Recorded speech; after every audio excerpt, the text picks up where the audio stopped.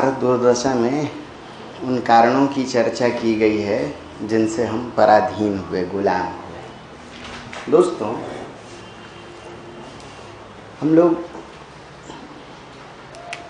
भाषा विज्ञान में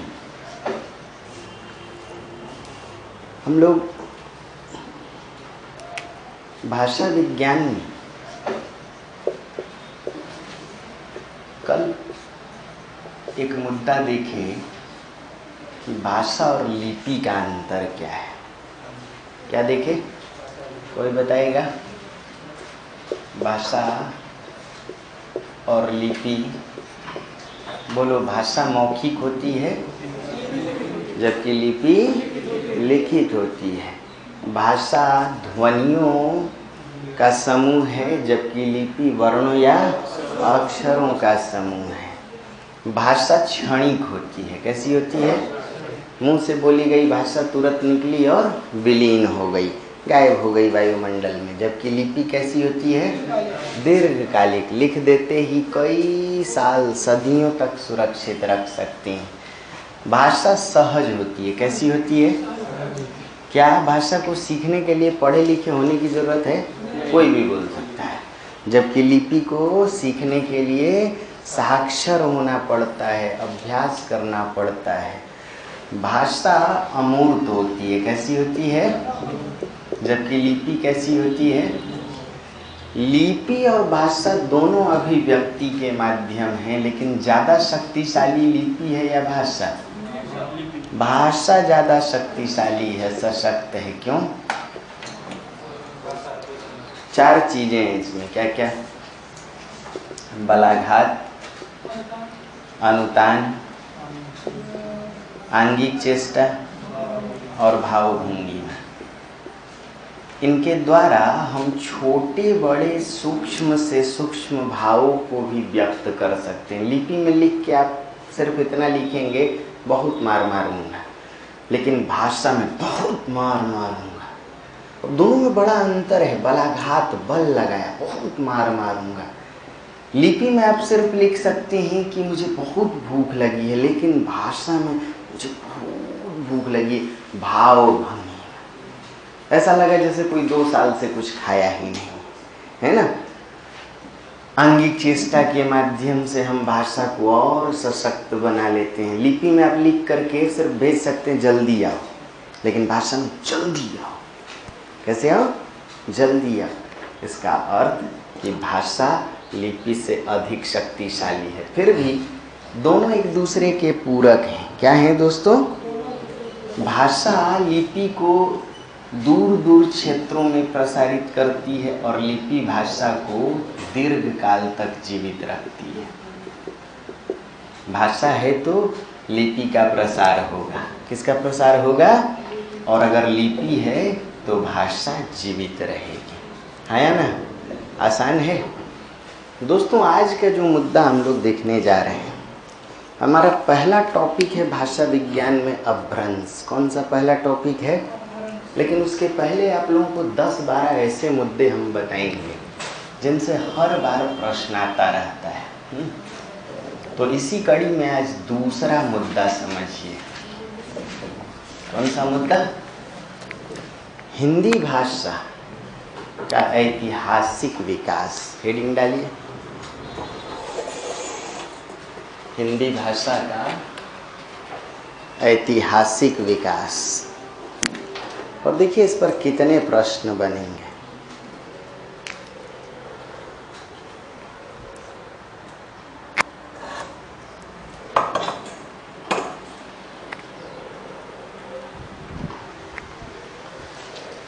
लिख लीजिए क्या क्या प्रश्न बनेगा।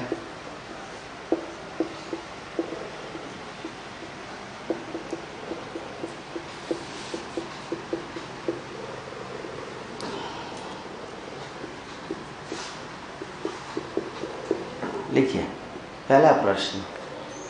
कोई भी भाषा एक सुदीर्घ सामाजिक प्रक्रिया से विकसित होती है। इस कथन की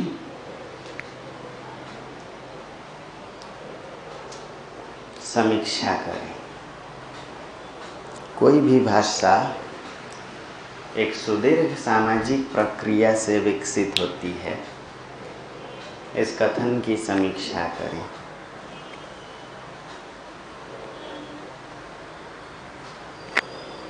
दूसरा प्रश्न,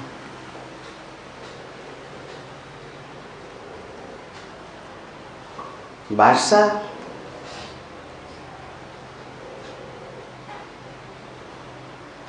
बोलियों के समुदाय में बोली जाती है।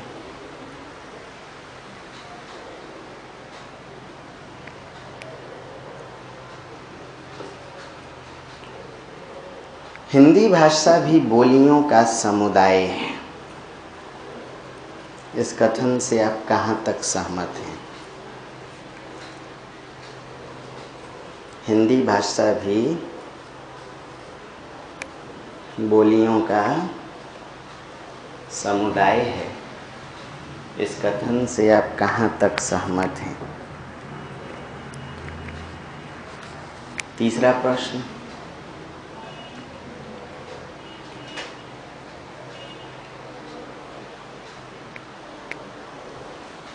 मध्यकालीन आर्य भाषा पर निबंधात्मक चर्चा करें।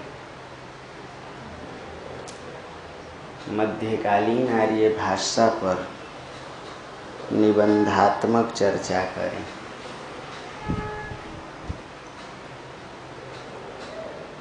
नेक्स्ट प्रश्न, तृतीय प्राकृत का उल्लेख करें। तृतीय प्राकृत का उल्लेख करें।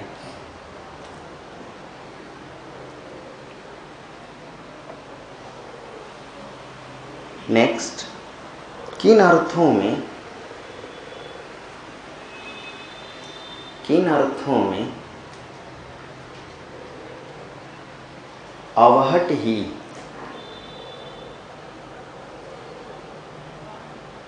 आज की हिंदी बोलियों की उत्पत्ति का कारण है?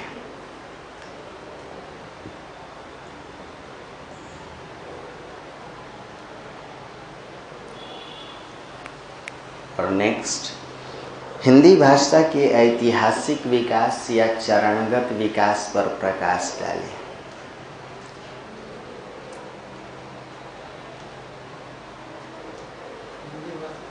के ऐतिहासिक विकास या चरणगत विकास पर प्रकाश डालें।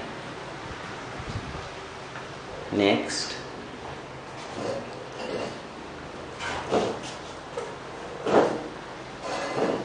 परवर्ती अपभ्रंश का उल्लेख करें।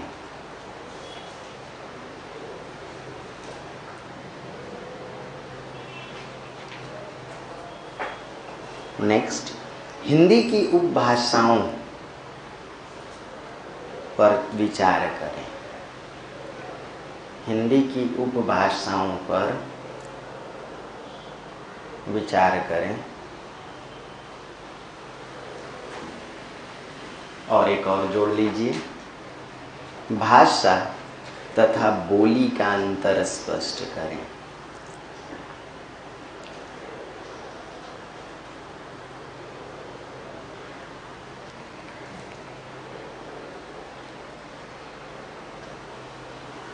एक मुद्दा और हो सकता है कभी पूछ लिया जाए, भाषा के विकसित होने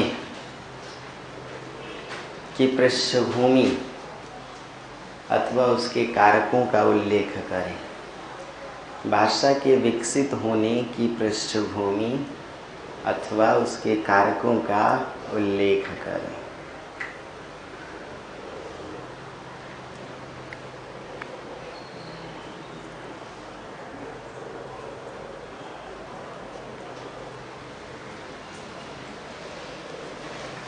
कितने मुद्दे होंगे?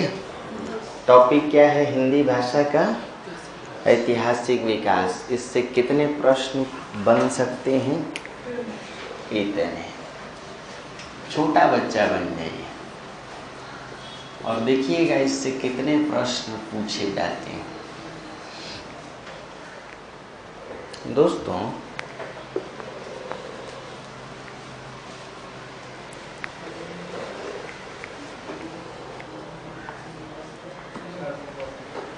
कोई भी भाषा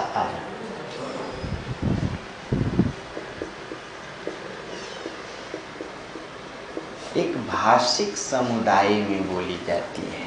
कहाँ बोली जाती है?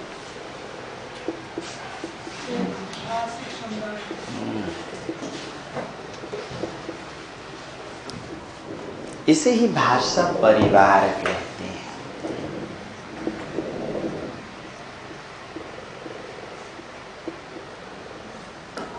आप देखेंगे कि जो बिहार वाले बोलते हैं, तो बिहार का कोई मगही व्यक्ति हो, कोई मैथिली भाषी हो या भोजपुरी भाषी, लगभग शब्द एक जैसे मिलेंगे आपको, क्रियाएं लगभग एक जैसी मिलेंगी।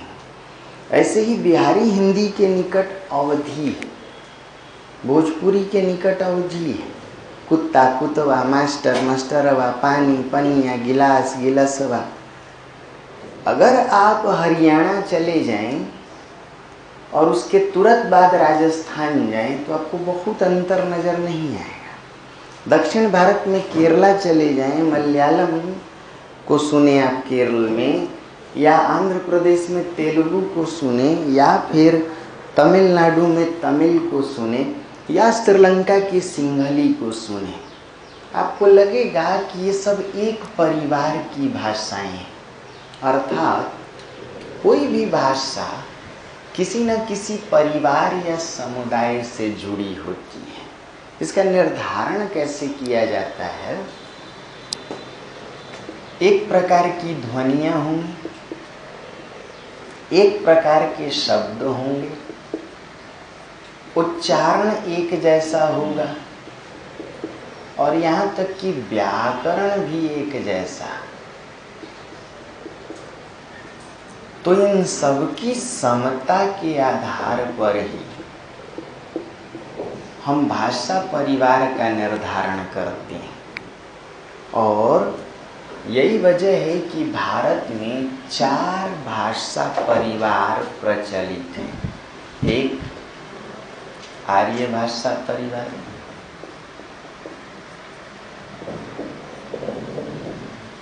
दूसरा परिवार है द्रविड़ भाषा परिवार,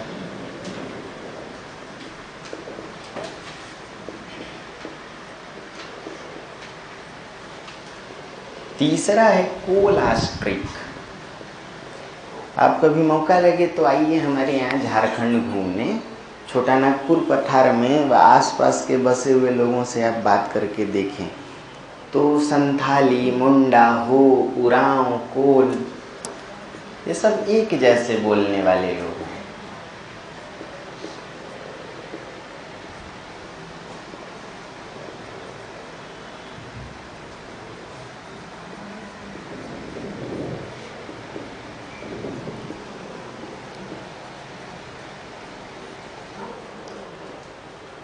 सिक्किम का आदमी जो बोलेगा उससे मिजोरम वाला बहुत अलग नहीं बोलता है, नागालैंड वाला बहुत ज़्यादा अलग नहीं बोलेगा, मणिपुर का व्यक्ति जो बोलेगा वो सिक्किमी, नागा, मिजो के निकट है।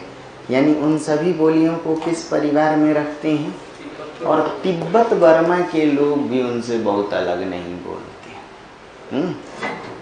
तो पहली बात कॉपी में लिखिए, कोई भी भाषा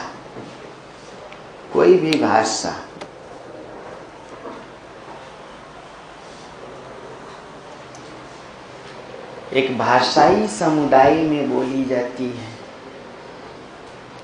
कोई भी भाषा एक भाषाई समुदाय में बोली जाती है।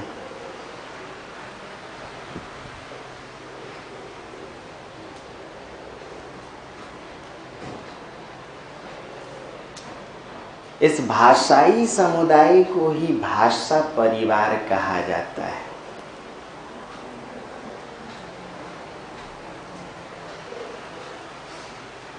इस भाषाई समुदाय को ही क्या कहा जाता है? भाषा परिवार कहा जाता है।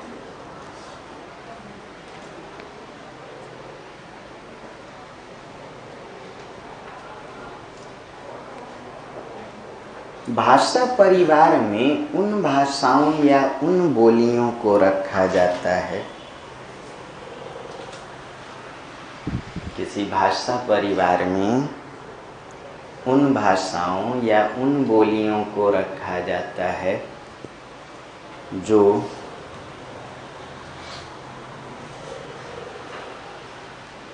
ध्वनिगत, कौमा शब्दगत, कौमा व्याकरणगत तथा उच्चारणगत समता से जुड़ी हों, समता से जुड़ी।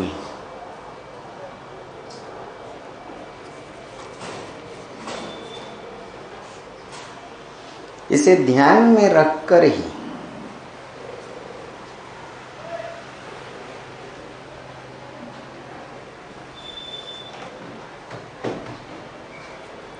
संसार में कई भाषा परिवारों का निर्धारण किया गया है।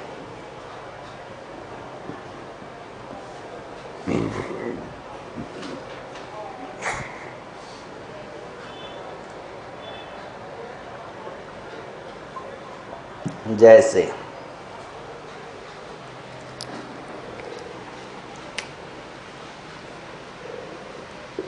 चीनी भाषा परिवार,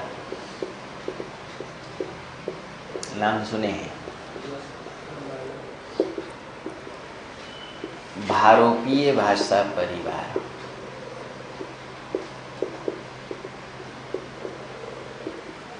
भारत ईरानी भाषा परिवार,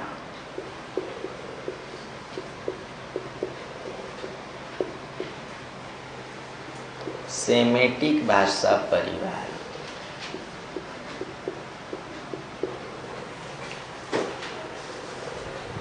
काकेशस भाषा परिवार,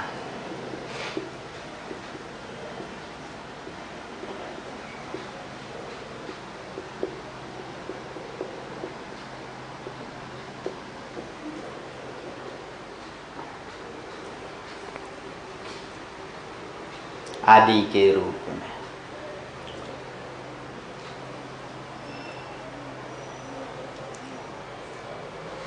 भारत में भी 4 भाषा परिवारों की चर्चा की जाती है। भारत में भी 4 भाषा परिवारों की चर्चा की जाती है।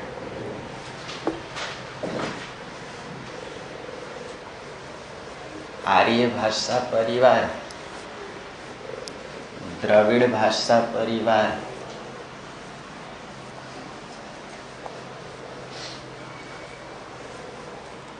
आर्य भाषा परिवार,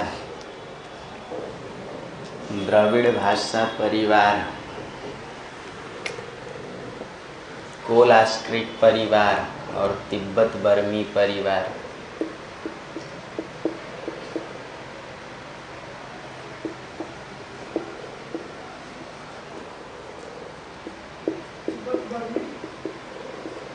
भाषा परिवार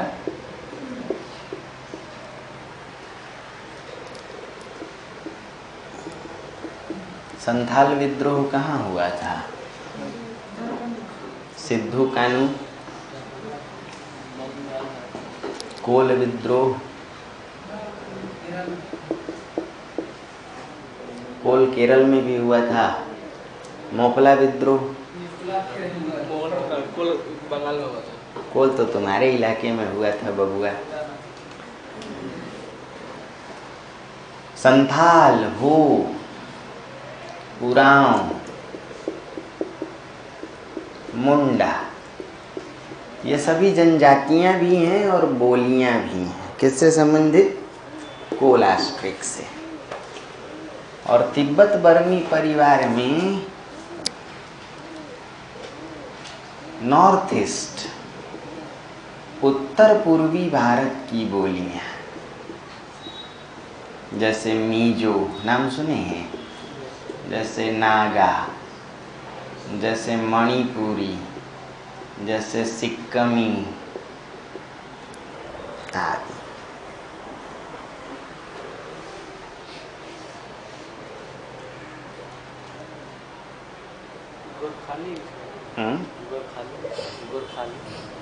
गोरखाली तो आपका पूर्वी क्षेत्र है, गोरखपुर। पहाड़ी हिंदी की बोली है नेपाली और गोरखाली। पहाड़ी हिंदी में मध्यवर्ती पहाड़ी को कहते हैं कुमाऊनी गढ़वाली मध्य क्षेत्र में, और एकदम पूर्वी क्षेत्र यूपी बिहार से सट जाए गोरखपुर नेपाल, तो पहाड़ी हिंदी की दो बोलियां नेपाली गोरखाली पूर्वी हैं।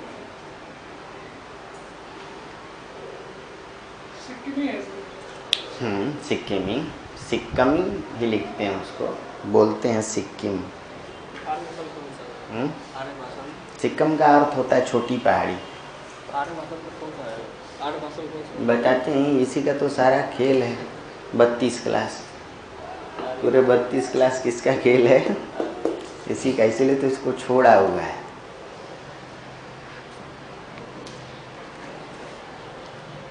तो भाषा परिवार में किन बोलियों को या भाषाओं को रखते हैं?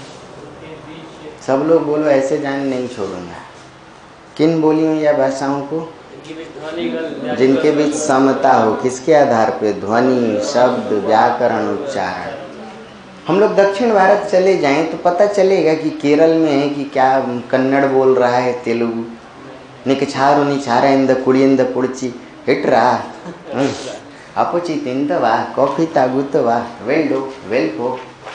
अब समझ ही नहीं सकती बोल क्या रहा है, क्योंकि लगभग सबकी ध्वनियाँ एक जैसी हैं। सॉरी चिपो, अब सब में एक ही जैसी ध्वनियाँ हैं। ऐसे ही आप इस क्षेत्र में चले जाएं तो आप सिर्फ एक ही शब्द से जानते हैं कि ये आदिवासी क्षेत्र है, बाकी अलग अलग बोलियां हैं, समझिए। और सबकी ध्वनियां एक जैसी हैं, शब्द लगभग मिलते जुलते, उच्चारण। हम लोग दिल्ली में नॉर्थ ईस्ट वालों को सिर्फ एक उपमा से जानते हैं, है ना?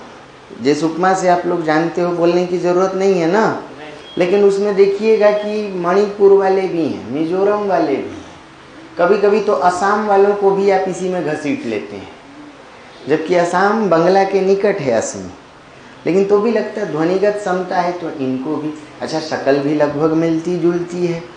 मतलब कि भाषा परिवार में या भाषा समुदाय में उन बोलियों या भाषाओं को रखते हैं जिनके बीच समता हो। विश्व में कई भाषा परिवार हैं, भारत में भी कई भाषा परिवार। एक बड़ा सा स्टार नीचे देना। हिंदी का संबंध, हिंदी का संबंध आर्य भाषा परिवार से है। हिंदी का संबंध आर्य भाषा परिवार से है।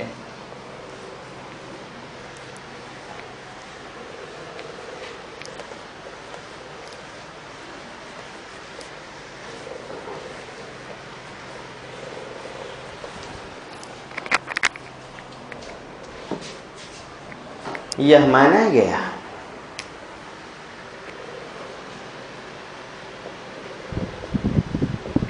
कि भारूपीय भाषा परिवार से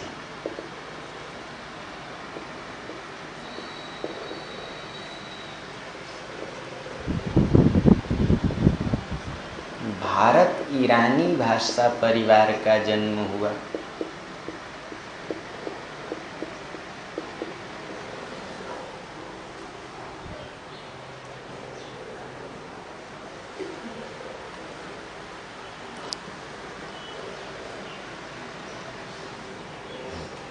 और उसी से आर्य भाषा परिवार का विकास हुआ। अभी तो आपका जीएस भी है, अभी कहानी देखेंगे।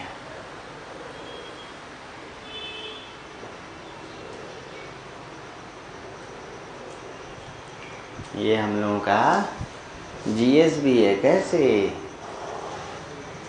क्या आप इस बात से सहमत हैं कि आर्य मिडिल ईस्ट से आए थे, ईरान वगैरह से? और क्या कुछ लोग यह भी कहते हैं कि यूरोप से आए थे, पोलर क्षेत्र से, ध्रुवीय क्षेत्र से आए थे। भारत यूरोपीय दोनों को मिला के क्या शब्द बना है? तो अब इस कहानी को जरा विस्तार में समझिए। कुछ बातें लिखा जाए। भाषाविदों ने, नीचे से भाषाविदों ने यह माना कि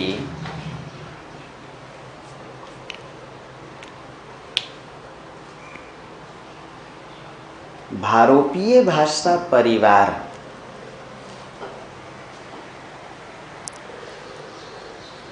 देखिएगा, इसमें जीएस के कई मुद्दे टकराएंगे। यूराल पर्वत के दक्षिण पूर्व में स्थित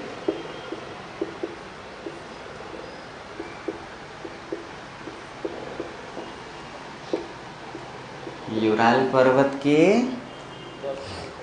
दक्षिण पूर्व में स्थित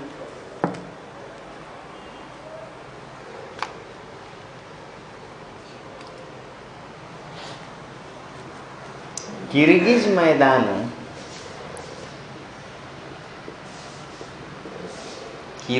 किर्गिस्तान याद करो, तुर्कमेनिस्तान, उज्बेकिस्तान, यूएसएसआर पढ़े हो आप लोग। 1991 में कोई घटना घटी थी, विघटन हुआ था। तो यूराल पर्वत के दक्षिण पूर्व में स्थित किर्गिज मैदान से संबंधित था।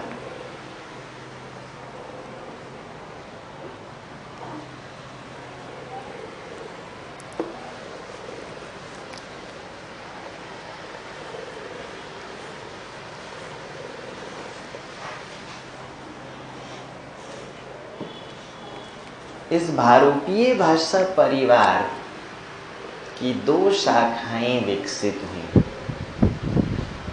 केंतुम और सतम के रूप में।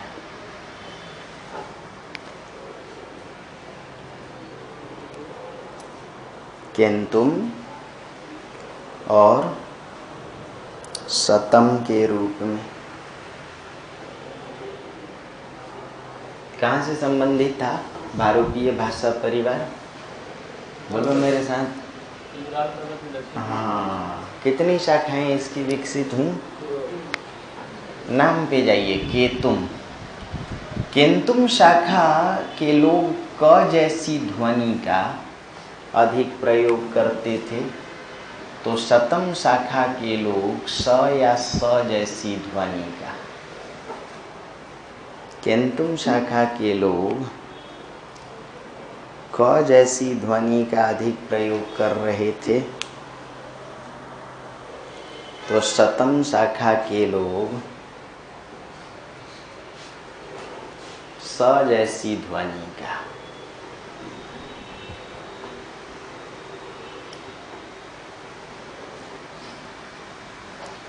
इन्हीं दोनों में किसी एक से भारत ईरानी भाषा परिवार का जन्म हुआ।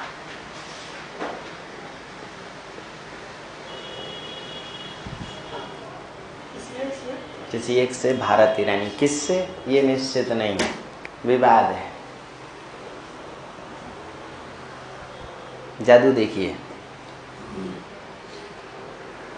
जब आर्य भारत में आए या ईरान वाले लोग भारत में आए, तो ह को स बोलना शुरू किए और स को ह। सिंधु हिंदू, सिंधुस्तान हिंदुस्तान, सिंधु कुश हिंदू कुश। यानी पॉसिबल है सतम शाखा से ही भारत ईरानी जन्मा हो? नहीं, लेकिन क जैसी ध्वनियाँ भी तो भारत में बहुल हैं। हम लोग हर लाइन में क ध्वनि का 5 बार प्रयोग। कैसे हो, कौन हो, कहाँ हो, क्या खाओगे, कब जाओगे, क्या हाल है भैया, है ना, नाम क्या है, प्यार का मारा, घर का पता दो, दिल है तुम्हारा। तो अब समझने लायक है कि भारतीय भाषा परिवार की 2 शाखाएं विकसित हुई। इन्हीं में किसी एक से किसका जन्म हुआ? यह भारत ईरानी भाषा परिवार, यह भारत ईरानी, नीचे से लिखिए, यह भारत ईरानी भाषा परिवार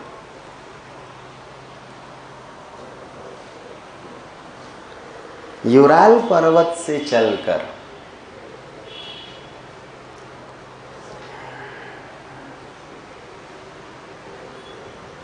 ऑक्सस घाटी तक पहुंचा।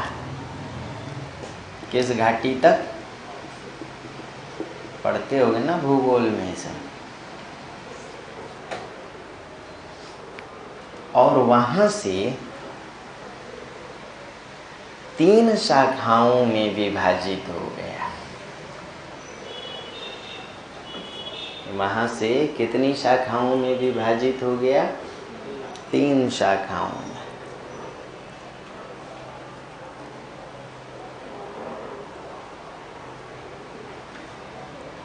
पहली शाखा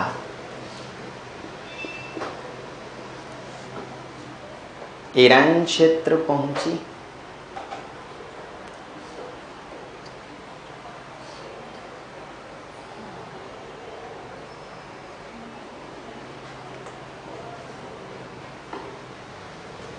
और इससे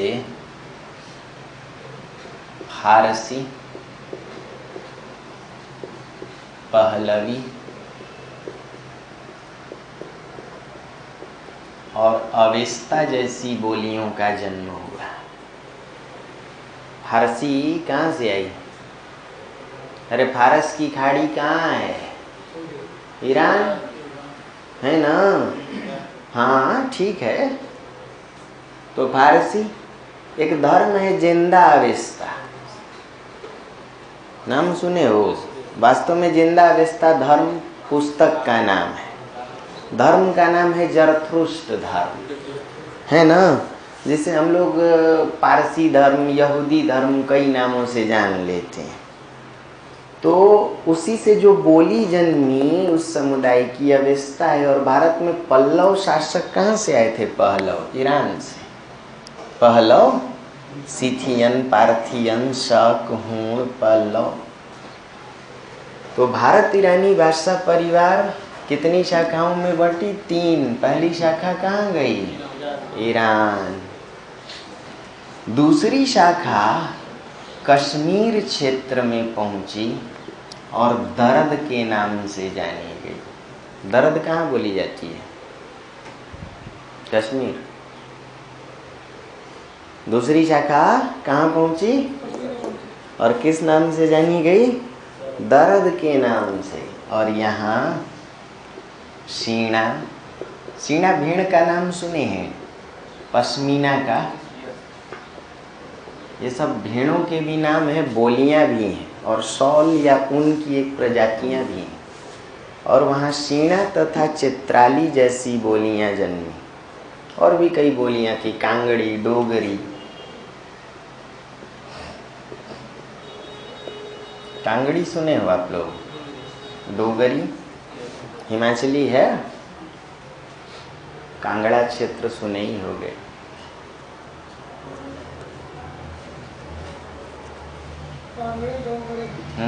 सीना, चित्राली, कांगड़ी, डोगरी।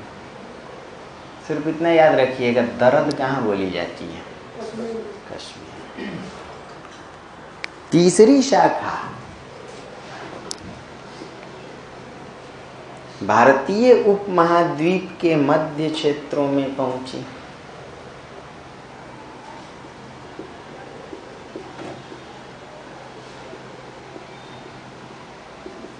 तीसरी शाखा भारतीय उपमहाद्वीप के मध्य क्षेत्र में पहुंची और इसी से आर्य भाषा का जन्म हुआ।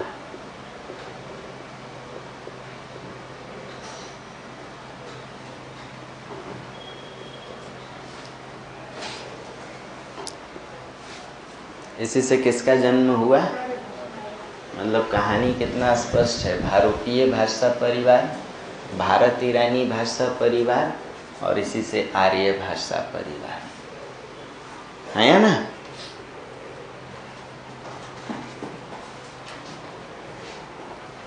एक बार पढ़ के देखिए कहानी, थोड़ा फैक्चुअल कहानी है लेकिन बहुत काम की है। परीक्षा में लिखते समय इसको एकदम छोटी कर सकते हैं।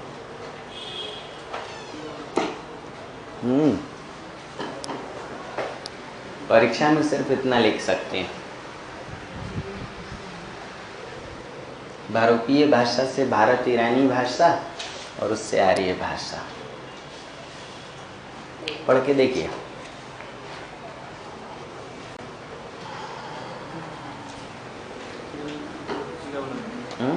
बना लो ना, आप ही के लिए तो है, बनाइए।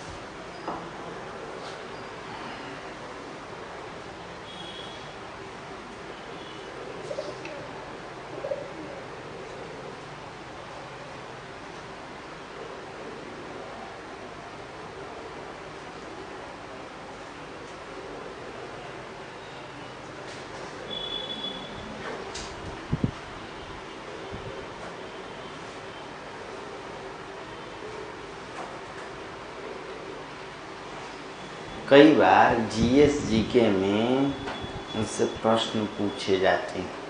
हिंदी साहित्य को ढंग से पढ़ने से आप देखिएगा कि पॉलिटी के बहुत से प्रश्न, निबंध तो लगभग 3 टॉपिक हर साल। कल्चर के काफ़ी पार्ट हैं बेटा। और इतना ही नहीं, आप लोग पीटी वगैरह में देखना कई प्रश्न इससे निकलते हैं। धर्म दर्शन का, भक्ति आंदोलन का, साहित्य का, जीएस का वो जो मार्क्सवाद, प्रगतिवाद, साम्यवाद, पूंजीवाद, ये सारे मुद्दे सीधे जुड़ गए। एथिक्स में फ्राइड वगैरह को जितना बढ़िया आप लोग लिख सकते हो, शंकराचार्य को, उतना दर्शन वाले भी नहीं लिख सकते, क्योंकि आप लोग प्रैक्टिकली समझते हो। गोदान पूरा मॉडर्न इंडिया है, कृषक आंदोलन है, औपनिवेशिक शोषण है। आगे बढ़े। अब बोलो मेरे साथ, कोई भी भाषा एक सुदीर्घ सामाजिक प्रक्रिया में विकसित होती है। कैसे विकसित होती है? भाषा अचानक ना तो जन्म लेती है, ना अचानक उसका अवसान होता है।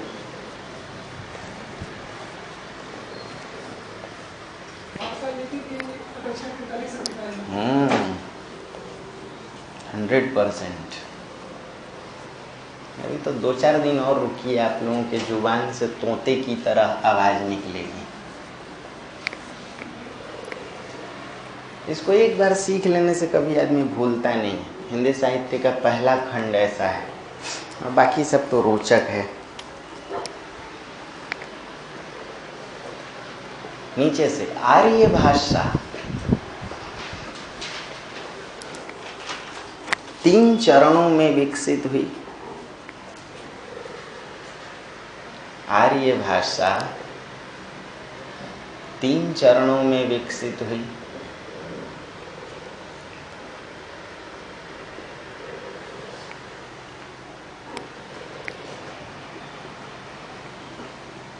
पहले चरण में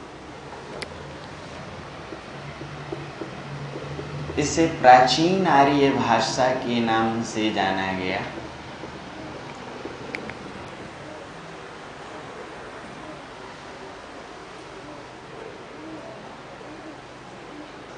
जिसकी काल सीमा 2000 ईसा पूर्व से 500 ईसा पूर्व तक की रही है।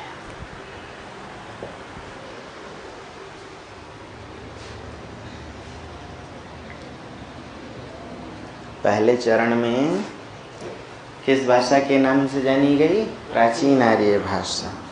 और इसकी काल सीमा कब से कब तक रही है?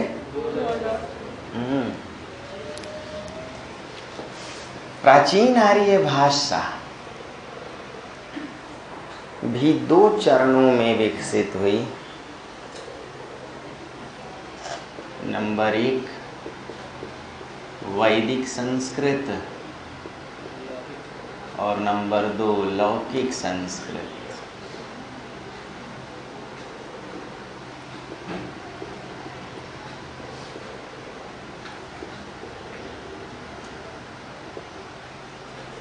वैदिक संस्कृत और नंबर 2 लौकिक संस्कृत।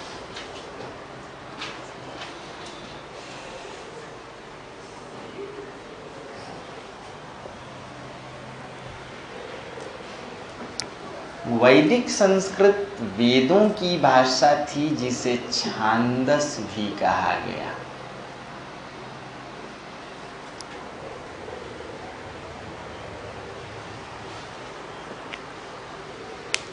वैदिक संस्कृत किसकी भाषा थी? वेदों की, जिसे क्या कहा गया?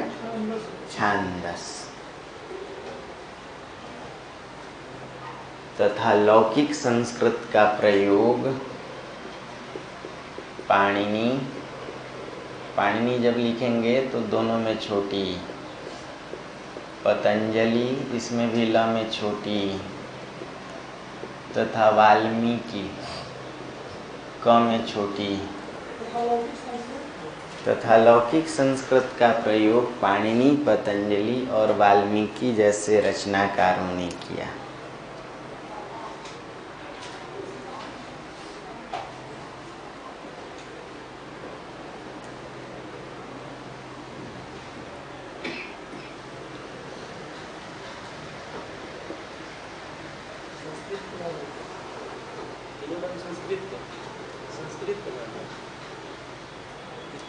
संस्कृत के?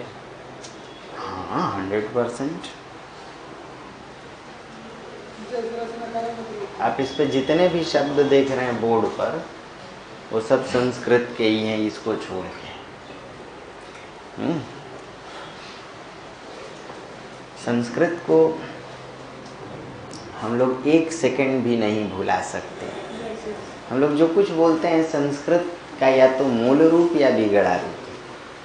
बोलिए हम स्वरलोप से बना, अहम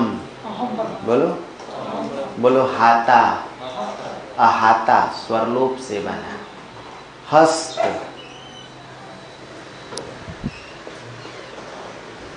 ये पहली ध्वनि त अपनी दूसरी ध्वनि में बदल गई और ह का आ में बदल गया।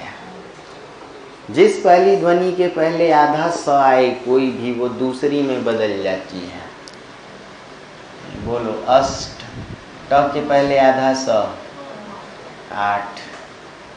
कुछ बात समझ में आ रही है? हस्ती बोलो, हाथी। शुष्क, देखिए किस ध्वनि के पहले आधा स है और यहाँ छोटा ऊ है, ये बदल के बड़े ऊ में और क सूख जाना या सूखना। तो बिना संस्कृत के तो आप लोग जी ही नहीं सकते। यही सब नियम है भाषा विज्ञान के। आएंगे सब पर आएंगे। खूब इत्मीनान से बैठे रहिए आप लोग, सत्यनारायण कथा सुनते रहिए। जहाँ नहीं समझ में 20 बार पूछो, अगली बात मत पूछिएगा, यहाँ तक पूछिए। क्योंकि अगली बात पूछिएगा तो मैं तो बताता जाऊंगा 25 साल से यही कुकर्म कर रहा हूँ।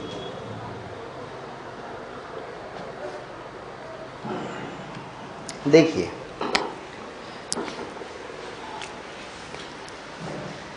नीचे से लिखिएगा, मध्यकालीन आर्य भाषा दूसरे चरण की आर्य भाषा है मध्यकालीन आर्य भाषा दूसरे चरण की आर्य भाषा है।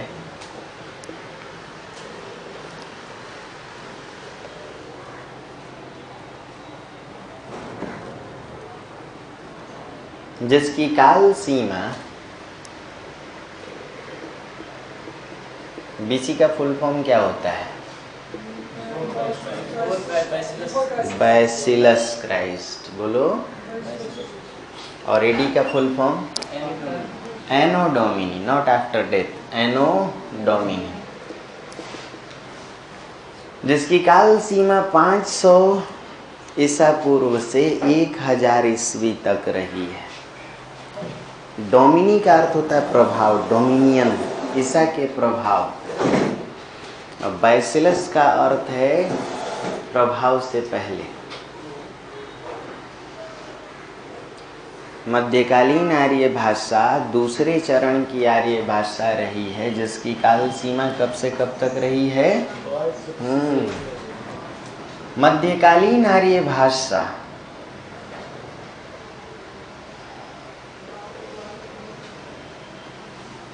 के अंतर्गत पाली, प्राकृत, अपभ्रंश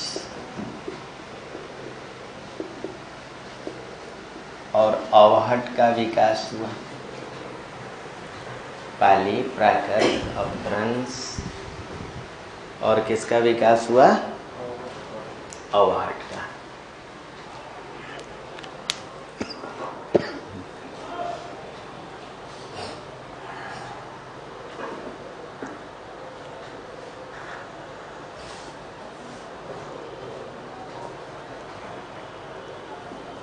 आधुनिक चरण की आर्य भाषा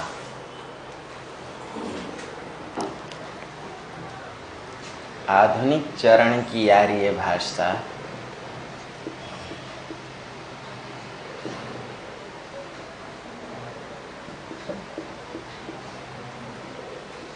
या तृतीय चरण की आर्य भाषा ही आधुनिक आर्य भाषा है। आर्य भाषा ही आधुनिक आर्य भाषा है, जिसे हिंदी के नाम से जाना गया।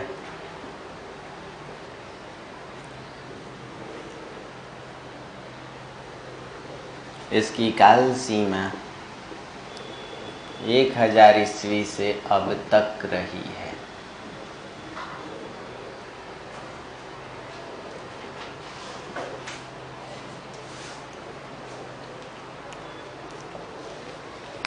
इसकी काल सीमा 1000 ईस्वी से अब तक रही है। देखिए क्या कहानी है। बोलो, कोई भी भाषा एक सुदीर्घ सामाजिक प्रक्रिया, लंबे सामाजिक परिणाम से विकसित होती है। सबसे पहले भारोपीय भाषा परिवार, और भारोपीय भाषा परिवार से भारत ईरानी भाषा परिवार, भारत ईरानी भाषा परिवार से आर्य भाषा, और आर्य भाषा भी। समझिए, कब हम संस्कृत बोल रहे थे?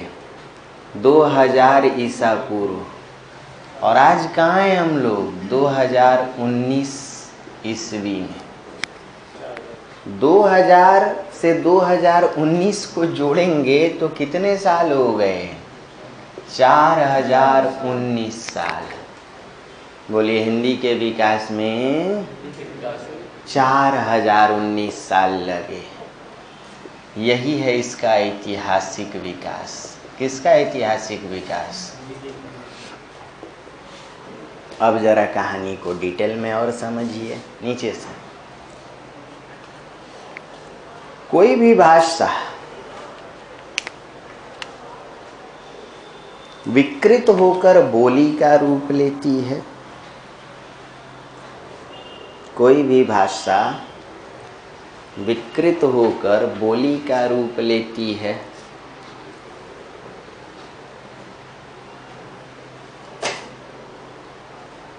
तथा बोली विकसित होकर भाषा का रूप लेती है। विकसित होकर किसका रूप लेती है? भाषा का रूप लेती है।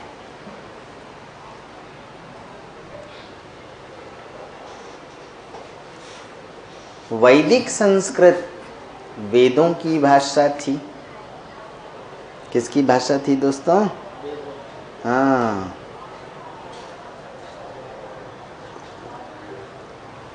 जो जन सामान्य के लिए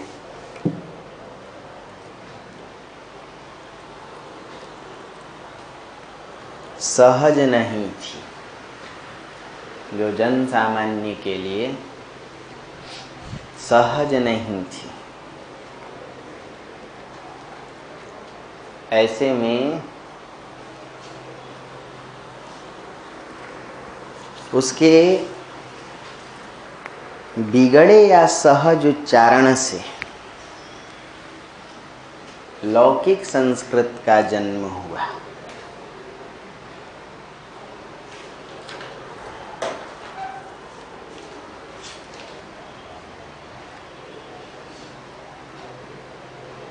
संस्कृत का जन्म हुआ।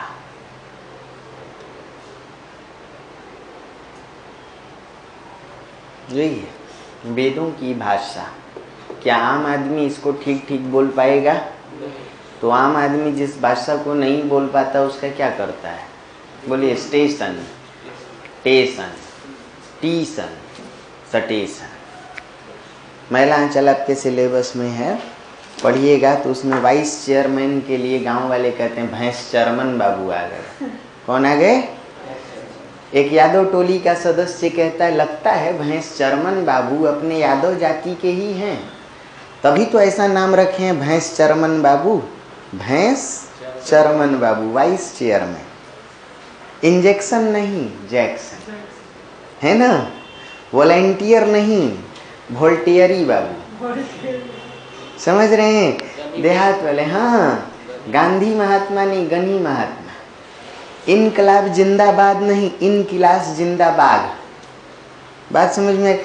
तो कोई भी भाषा जब सहज नहीं रह जाती, आम आदमी इक्वल टू छोटा बच्चा। आम आदमी इक्वल टू किसी भी भाषा को छोटा बच्चा विकृत रूप में उच्चारित कर लेता है। रेलगाड़ी नहीं लेलगाड़ी। कौन सी गाड़ी? रेलगाड़ी।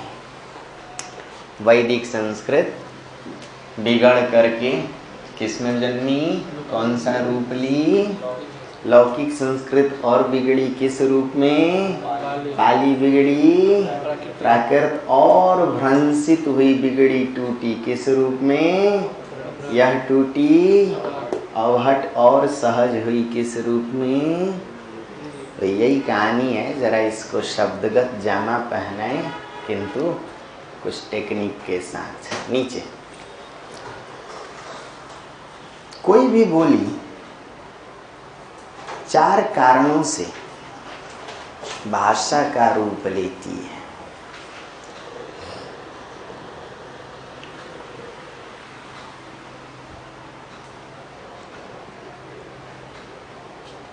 नंबर 1, यदि वह बोली सामाजिक, धार्मिक, सांस्कृतिक प्रयोजन से जुड़ जाए।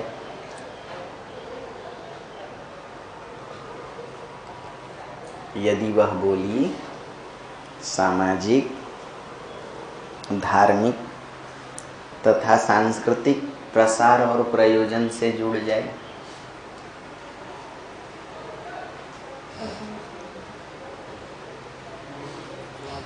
सामाजिक, धार्मिक और सांस्कृतिक प्रसार से जुड़ जाए। नंबर 2, यदि उस बोली का साहित्य विकसित हो।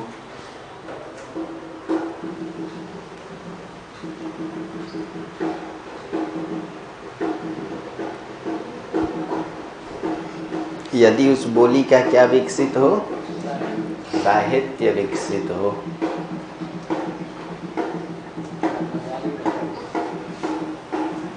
नंबर 3, यदि उस बोली का व्याकरण विकसित हो जाए। हाँ,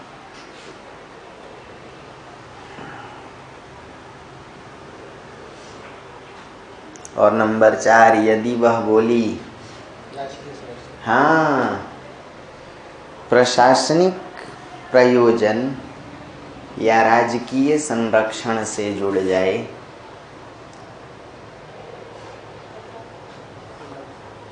प्रशासनिक प्रयोजन या राजकीय संरक्षण से जुड़ जाए, तो बोली न रहकर भाषा का रूप ले लेती है। तो बोली न रहकर किसका रूप ले लेती है? भाषा का रूप ले लेती है।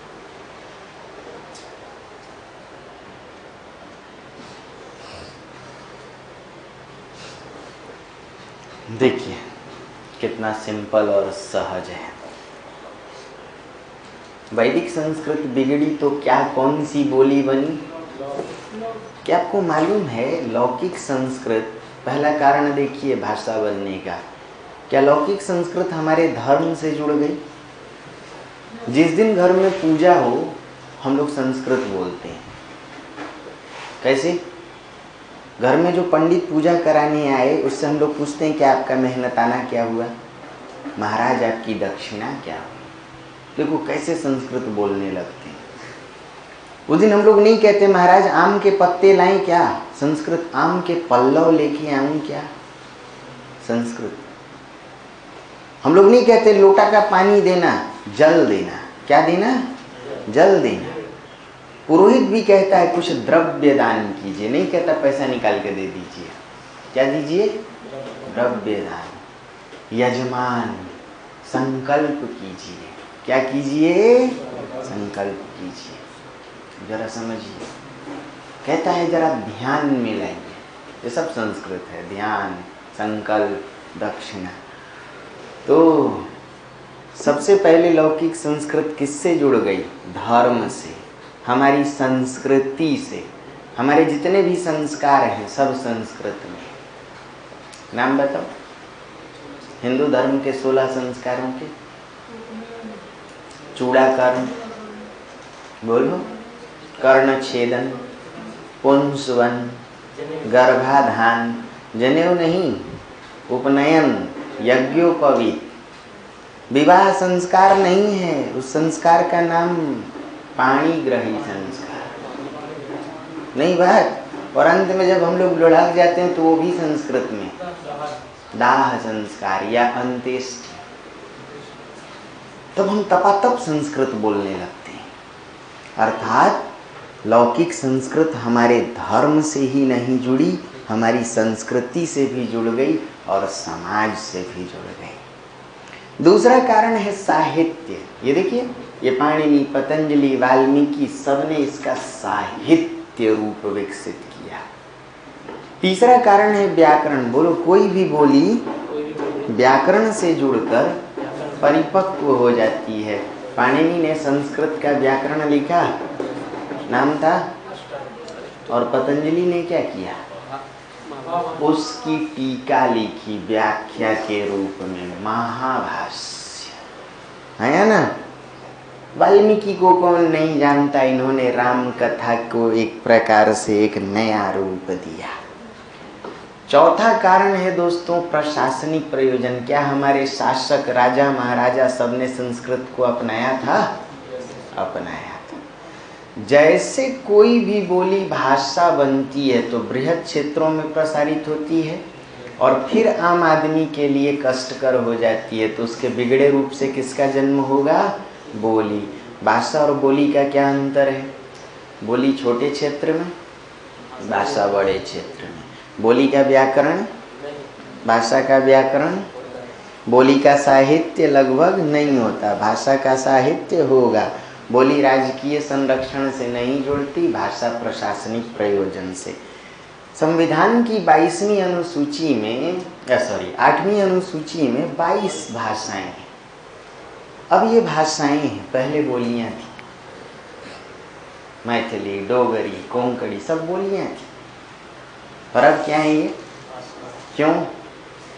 क्योंकि राजकीय संरक्षण, संविधान का संरक्षण प्राप्त हो गया है ना, इसीलिए बोली भाषा बन गई। क्या बन गई? नीचे संस्कृत जब, नीचे से लिखिएगा, संस्कृत जब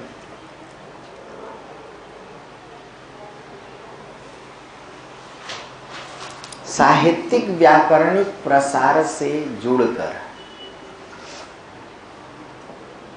अभिजात्य मूलक भाषा बनी,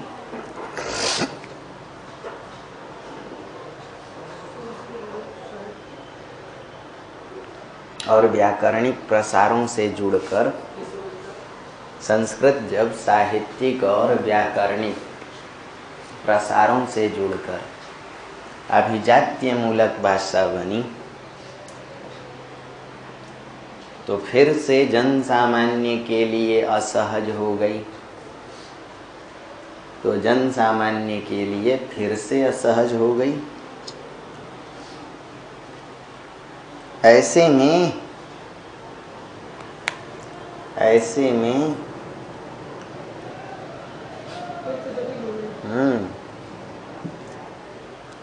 इसके विकृत उच्चारण से पाली का जन्म हुआ। इसके विकृत उच्चारण से किसका जन्म हुआ?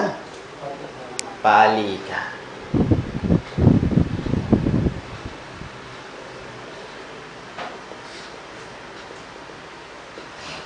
बोर्ड पर देखिएगा दोस्तों, बोलो धर्म। संस्कृत बिगड़ के पाली बनी थी सहज होके। छोटा बच्चा कभी भी धर्म नहीं बोलेगा, बोलेगा धम्म। बोलो तो कर्म, कम्म। बोलो पुत्र, पुत्त, मित्र, मित्त, अग्नि, अग्गी, शिक्षा, सिक्ख, भिक्षा, भिक्ख। बोलिए, संस्कृत जब साहित्यिक व्याकरणिक रूपों से सज संवर कर अभिजात्य मूलक भाषा बनी, तो जन सामान्य के लिए फिर से क्या हो गई? कठिन, असहज। ऐसे में जन सामान्य ने इसके बिगड़े उच्चारण से किसको जन्म दिया? बोलो, कोई भी भाषा ऊपर से नहीं टपकती, मनुष्य बनाता है। इसलिए भाषा कैसी होती है? यादृच्छिक। कल देखा था ना, मनुष्य अपनी इच्छा से बनाता है। आप किसी भी क्षेत्र में चले जाइए, हमारे यहाँ देहात में बोलते हैं मारेंगे ऐसा कि एकदम लुढ़ेठा जैसा गिर जाइएगा, है ना। महिलाएं डॉक्टर के पास जाती हैं, कहती हैं डाकघर साहेब, क्या बोलती हैं? हाँ, डाकघर साहेब या डाकघर साहेब। एकदम महमंड बाथा मार रहा है, टिसिया रहा है। क्या हो रहा है? अब बेचारा सरदार डॉक्टर वो सोच रहा है कि इसको कौन सी बीमारी है, हैं? किसी भी क्षेत्र में आप बंगाल चले जाएं, उड़ीसा चले जाएं, राजस्थान जाएं, बिहार, यूपी जाएं, कहीं भी जाएं, लोग अपनी मर्जी से भाषा और शब्दों को गढ़ते हैं। इसीलिए भाषा यादृच्छिक होती है। भाषा सुदीर्घ सामाजिक प्रक्रिया से जन्म लेती है। भाषा बिगड़ कर बोली बनती है और बोली विकसित होकर पुनः क्या बनती है? भाषा। बोली से भाषा बनने के कितने कारण हैं? सुनाओ।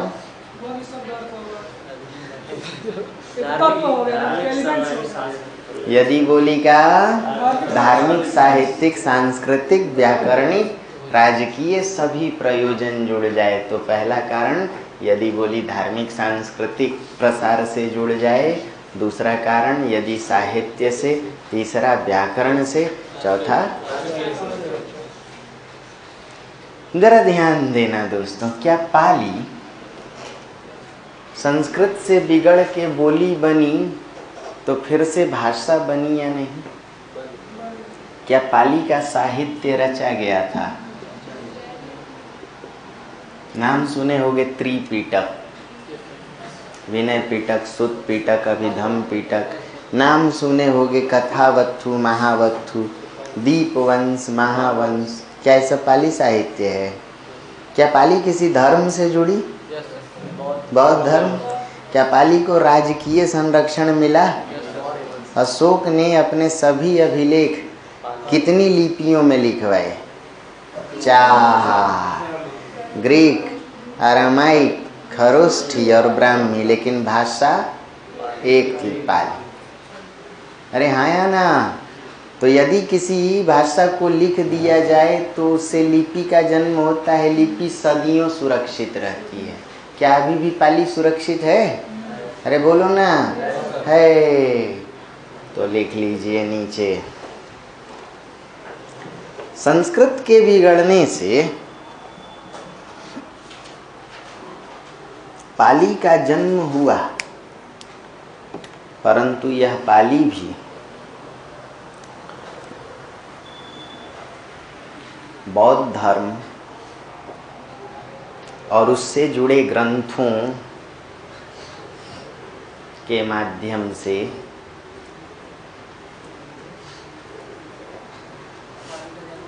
यह पाली बौद्ध धर्म और उससे जुड़े ग्रंथों के माध्यम से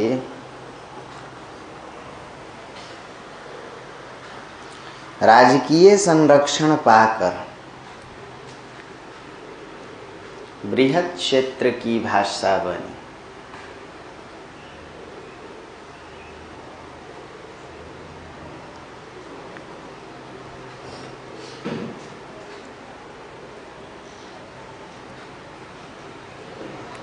पाली शब्द पलियाए या पंक्ति से बना हुआ है।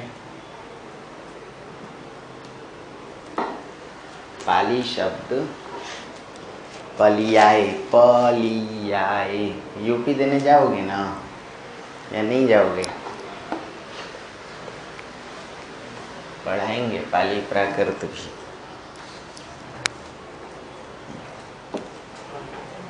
पाली शब्द पलियाए या पंक्ति से बना है,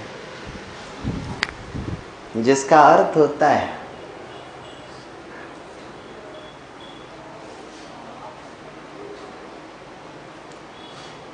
लोक व्यवहार या उपदेश की भाषा।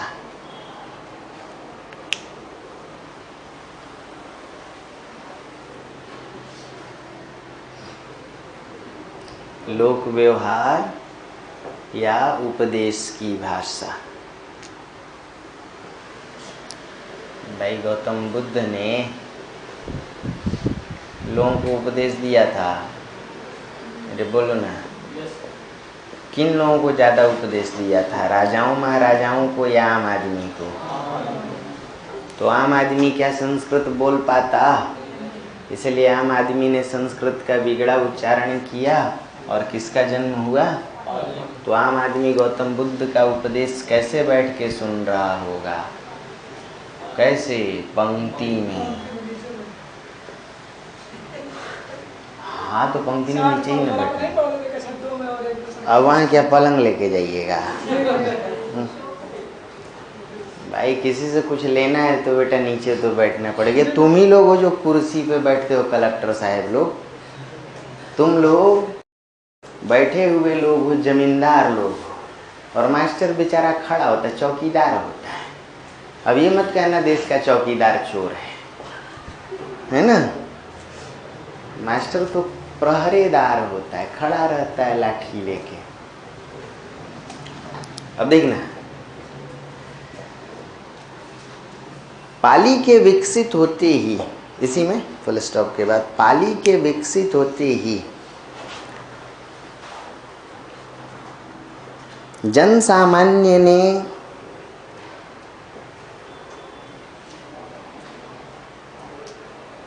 फिर से इसका सहज और विकृत प्रयोग करना शुरू किया।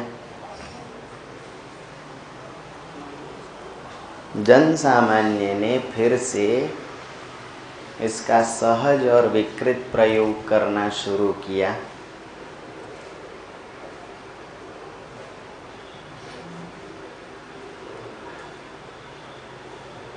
और प्राकृत का जन्म हुआ।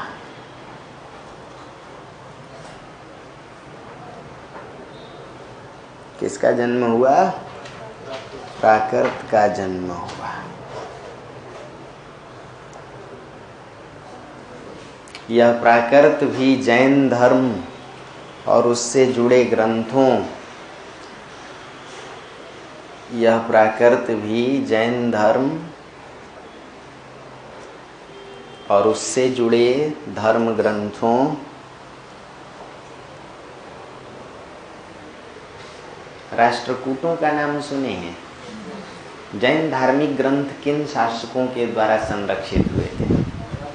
राष्ट्रकूट शासकों। हिंदी साहित्य के आदि काल में सबसे प्रामाणिक ग्रंथ कौन से हैं? जैन साहित्य। क्यों?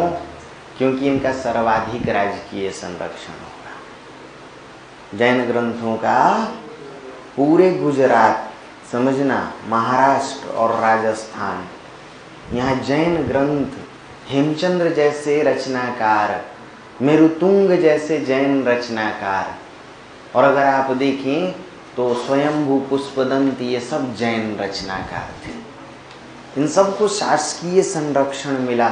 इसलिए देखिए पूरे राजस्थान में, पूरे गुजरात में, यहाँ तक कि महाराष्ट्र, वो जो मान्यखेत है राष्ट्रकूट जहाँ के शासक, वो महाराष्ट्र में जैन धर्म सुरक्षित हुआ। यूपी बिहार से जन्मा, तुम लोग भगा दिए, लेकिन राजस्थान गुजरात वालों ने अपना लिया। हाँ, सारे धर्म तुम्हारे यहाँ से ही जन्मे, यूपी बिहार वाले। तुम लोग ईश्वर तुल्य हो। कैसे हो? मजाक की बात नहीं कर रहा हूँ, बस तुम्हारी इज्जत तुम्हारी घर में नहीं है, बाहर है। एक अयोध्या से इतना छोटा बालक नदी में कूद के बहते बहते गया और गुजरात में स्वामी नारायण हो गया। और करोड़ों, मैं कैसे कहूँ कि लूट है, भाई धर्म पे मेरी कोई अपनी टिप्पणी नहीं है, लेकिन करोड़ों का व्यवसाय है स्वामी नारायण, अक्षरधाम। किस नाम पे? वो अयोध्या का बच्चा नीलकंठ हो गया। गौतम बुद्ध, जैन, कृष्ण, राम, भगवान को पैदा करते हो तुम लोग और पैदा करके छोड़ देते हो कि जाओ महाराष्ट्र घुमाओ, राजस्थान घुमाओ।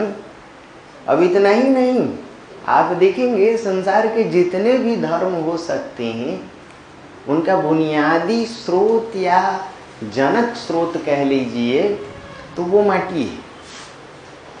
लेकिन संसार की मिट्टी में पता नहीं क्या जंग है या क्या कलंक है वो क्षेत्र, कि उसकी बेइज्जती भी उतनी है। जिस माटी से देवता निकले उसकी इतनी बेइज्जती। समझ रहे हो बात? तुम अपने यहाँ से भगा दिए, दूसरों ने अपना लिया। गौतम बुद्ध को तो पूरे भारत से भगा दिया गया, और अपना लिया किसने? श्रीलंका वालों ने, जापान वालों ने, और नाम दे दिया जापान वालों ने जैन बौद्धिज्म। क्या नाम? जैन नहीं, जैन बौद्धिज्म। शून्यवाद और विज्ञानवाद दोनों का सामंजस्य। ये बड़े कमाल की बात है। अपने देवताओं को तो संभाल के रखते, आप लोग क्यों विदा कर देते हो भाई? तुम पूरे हिंदुस्तान को पढ़ाने वाले हो और फिर भी हिंदुस्तान के मानचित्र पे चोर हो। चाणक्य, नहीं बात समझ में आ रही है? तक्षशिला एक प्रकार से नींव ही नहीं, वहां के सबसे बड़े आचार्य भी। कमाल की बात है। नालंदा, तक्षशिला, और बताने की जरूरत नहीं। हमारे यहाँ पूर्वी यूपी में आओ तो खेत खेत में अब स्कूल कॉलेज खुलने लगे हैं। देखा देखी राजस्थान हरियाणा वाले भी अब रोड रोड पे स्कूल कॉलेज खोल रहे हैं, लेकिन मास्टर कहाँ से लोगे? इधर से ही जाएगा, है ना? तो एक बहुत हो सकता है कि आने वाले 1-2 वर्षों में शिक्षा और शैक्षणिक पलायन पे निबंध पूछा जाए। पॉसिबल है। तुम्हारे सभी शिक्षक उसी माटी के, फिर भी उधर कोचिंग संस्थाएं नहीं चलती, है ना? जाके पढ़ाना पड़ता है कहीं दिल्ली में, कहीं पुणे में। बेचारा बिहारी मास्टर नाम रखता है कोलंबस। क्या नाम रखता है? अब वो क्या करे? डर के मारे नाम रखा कोलंबस। मैं भी सोचता हूँ कल से अपना नाम बदल ही लूँ, वास्को डी गामा रख लेता हूँ। एक बहुत बड़ी बात है, क्यों शैक्षणिक पलायन, इसके पीछे कारण है हम जितने पढ़े लिखे उतने ही गुंडे भी हैं, हम जितने संस्कारी उतने मवाली भी हैं। हफ्ता वसूली सबसे ज़्यादा हमारे यहाँ। विदेशी कंपनियां हमारे यहाँ निवेश इसलिए नहीं करती क्योंकि उनके नींव रखने से पहले ही हम चंदा मांगने चले जाएंगे। हफ्ता दो देते हो कि नहीं? कंपनियां पूछती हैं भाई साहब आप कौन हैं, यहाँ के जज हैं, कलेक्टर हैं, तो हम कहते हैं हम मनबड़ हैं। हम कौन हैं? मनबड़ हैं, देना पड़ेगा तुम्हें, हैं? कुछ बातें हैं। तो प्राकृत भी क्या लिख के छोड़े? प्राकृत भी जैन धर्म और उससे जुड़े धर्म ग्रंथों के सहारे राजकीय संरक्षण को प्राप्त करके अभिजात्य मूलक तथा बृहत क्षेत्र की भाषा बनी। अभिजात्य मूलक तथा कैसी भाषा बनी? बृहत क्षेत्र की भाषा बनी।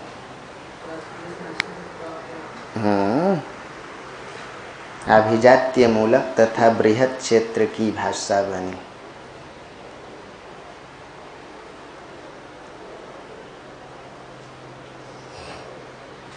प्राकृत शब्द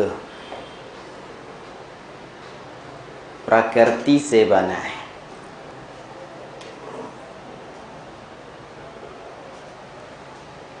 प्रकृति का अर्थ स्वभाव होता है।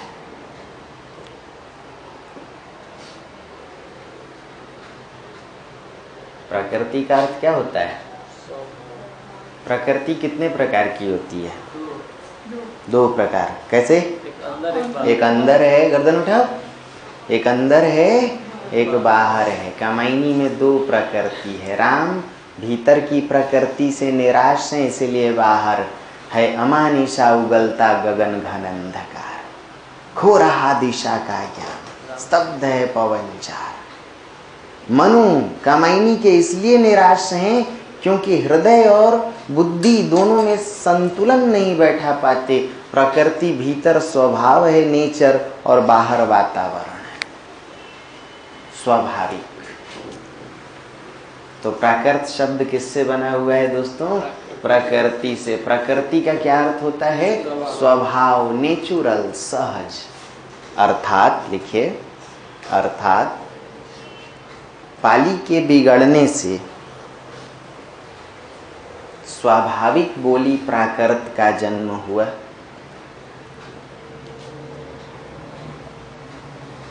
स्वाभाविक बोली किसका जन्म हुआ? प्राकृत का।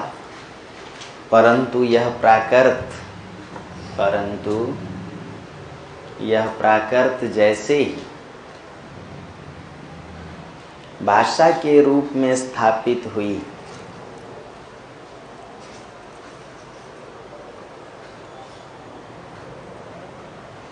तो इसके बिगड़े और सहज रूपों से, तो इसके बिगड़े और सहज प्रयोग से अपभ्रंश का जन्म हुआ। इसके बिगड़े और सहज प्रयोग से किसका जन्म हुआ दोस्तों? अपभ्रंश का जन्म हुआ।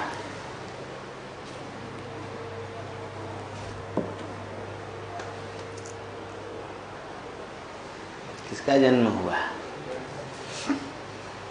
कोई पन्ने पे लिखता है? लाओ दो, तुम्हारा काम है, सादा वाले दो, इस पे लिखते रहना। आप लोग खूब भूगोल पढ़ते हो ना?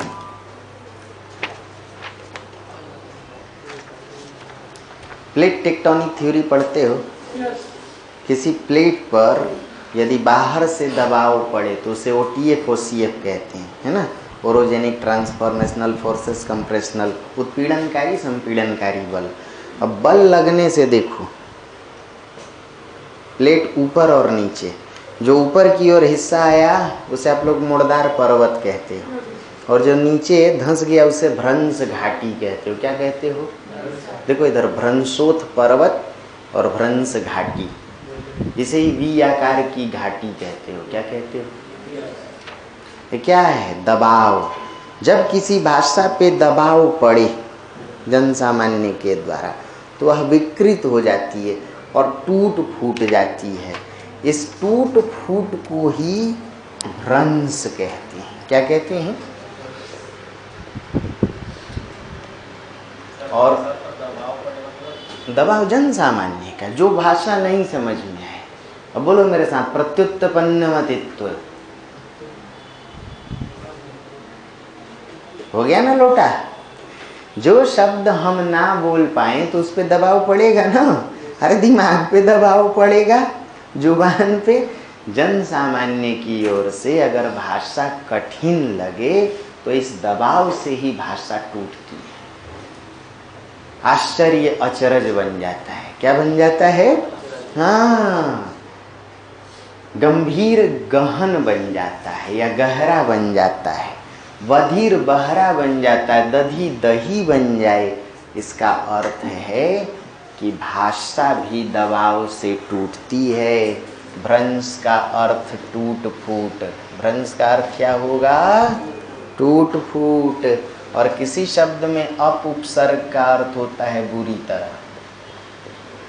बोलो, जो संस्कृति बिगड़ जाए, अपसंस्कृति।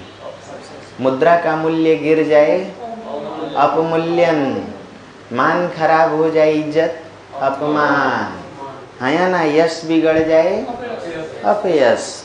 तो एक तो टूटी फूटी भाषा, उसमें भी बुरी तरह। देखिए बोर्ड पर, संस्कृत पहली बार टूटी, पाली दूसरी बार टूटी फूटी, प्राकृत तीसरी बार टूटी, अपभ्रंश। कितनी बार टूटी? तो पहली बार पाली टूटी बिगड़ी, दूसरी बार और बिगड़ी, अपभ्रंश बुरी तरह बिगड़ी। इसीलिए इसका नाम क्या पड़ा? लिखिए नीचे से, यह अपभ्रंश शब्द नीचे से लिखना, अप और भ्रंश से बना हुआ है।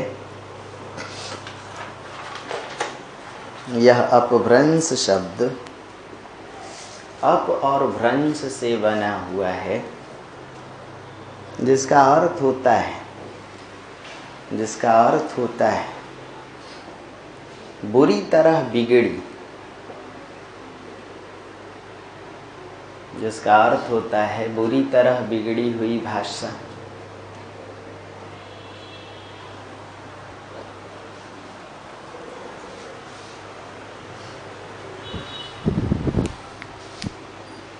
संस्कृत पहली बार बिगड़ी तो पाली कहलाई,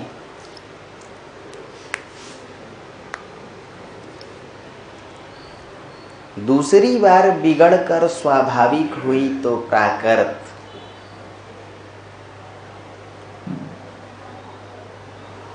और तीसरी बार बिगड़कर अपभ्रंश कहलाई।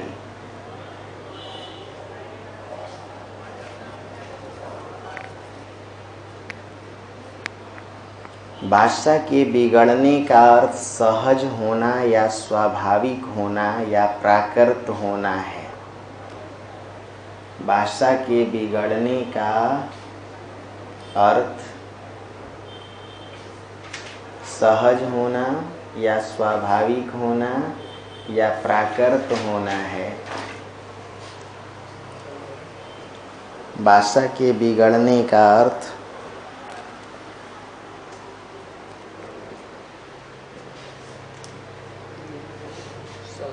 सहज होना, स्वाभाविक होना या प्राकृत होना है। यही वजह है कि पाली प्रथम प्राकृत कहलाई, पहली बार बिगड़ी।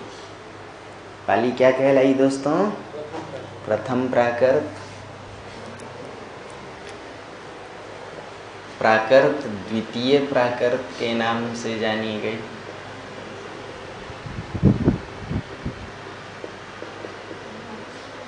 ये द्वितीय सही है या ये द्वितीय सही है? ये गलत है।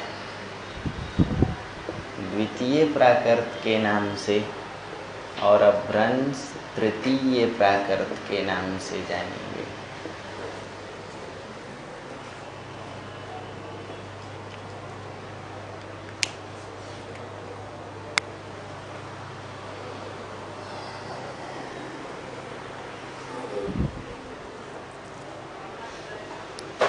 किस नाम से जानी गई?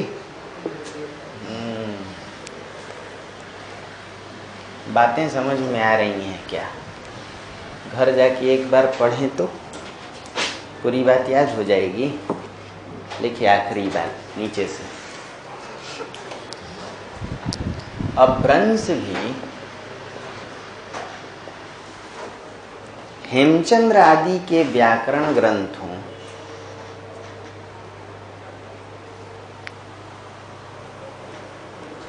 अपभ्रंश भी हेमचंद्र आदि के हेमचंद्र ने अपभ्रंश और प्राकृत का व्याकरण लिखा था। हेमचंद्र आदि के व्याकरण ग्रंथों, हेमचंद्र नाम था प्राकृतानुशासन, शब्दानुशासन पुस्तक का, तथा सिद्धनाथ अपभ्रंश भी हेमचंद्र आदि के व्याकरण ग्रंथों तथा सिद्धनाथ और जैन रचनाकारों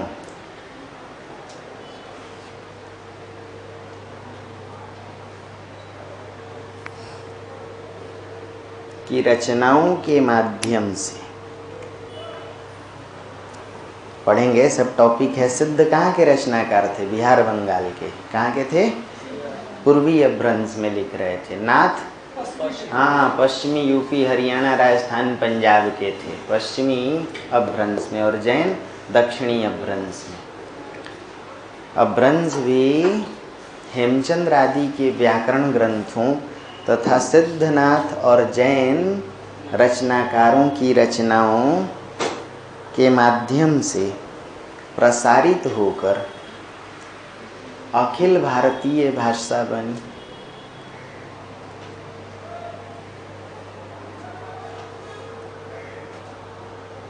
अखिल भारतीय भाषा बनी और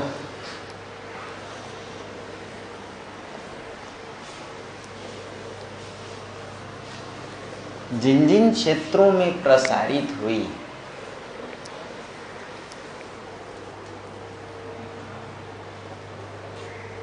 उनके नामों से जानी गई।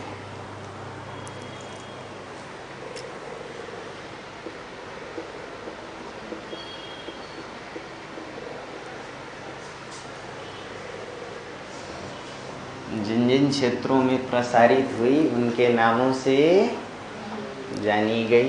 देखिए, बिहार, यूपी, बंगाल, असम, उड़ीसा, इन राज्यों में गई तो मागधी अपभ्रंश कहलाई। बोलो मेरे साथ। कोई भी भाषा एक तो प्रकृति के नाम से जानी जाती है और दूसरा क्षेत्र के नाम से। देखो, उड़िया, बोलो, मारवाड़ी, असमी, बंगला, मराठी, ये सब किस नाम पर पड़े? क्षेत्र के नाम पर। अब पढ़ के सुनाइए। अपभ्रंश भी प्रसारित होकर अखिल भारतीय भाषा बनी और जिन जिन क्षेत्रों में प्रसारित हुई, हाँ, तो मगध क्षेत्र तो सुने होंगे आप लोग, है ना? मगध और मथुरा के बीच यानी पूर्वी यूपी, छत्तीसगढ़ वगैरह में बघेल क्षेत्र में जो बोली गई उसे नाम दिया गया अर्धमागधी। देखेंगे पूरे डिटेल में ये सब क्या है। अभी तो आप लोग ट्रेलर देख रहे हो। पश्चिमी क्षेत्र में गई सौरसेनी अपभ्रंश, किस नाम से जानी गई? राजस्थान में गई राजस्थानी अपभ्रंश। पहाड़ों में गई खस अपभ्रंश। पहाड़ में घास को खस कहते हैं, वहाँ शरबत भी खस और बुरान से बनाते हैं, नहीं? सिंध क्षेत्र में गई ब्राचड़ अपभ्रंश, किस नाम से? उधर अफगानिस्तान वगैरह से सट करके गई तो कैकय अपभ्रंश। पहले अफगानिस्तान भी भारत का ही हिस्सा था। अरे हाँ या ना? अटक सुने होंगे, कटक से लेके अटक तक। कहाँ कहाँ अपभ्रंश फैल के गई? पूरे हिंदुस्तान में। कहाँ कहाँ फैली?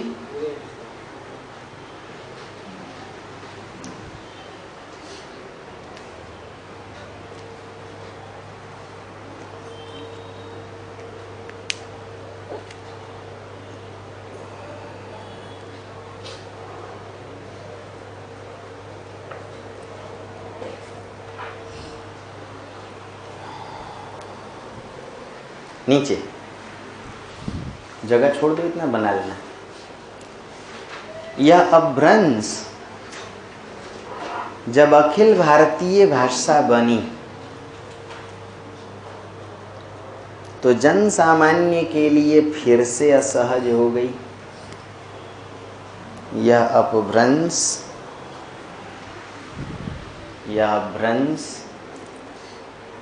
जब अखिल भारतीय भाषा बनी तो जन सामान्य के लिए फिर से असहज हो गई।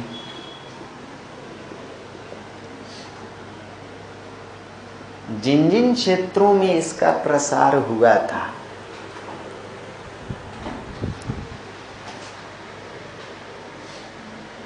उन सभी क्षेत्रों में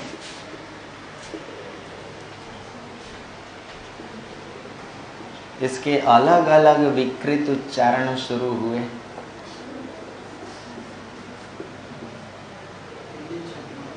उन सभी क्षेत्रों में इसके अलग अलग विकृत उच्चारण शुरू हुए।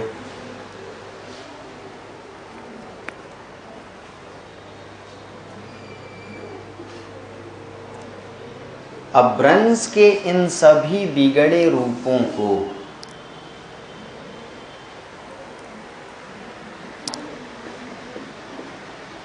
समुच्चय सामूहिक अर्थ में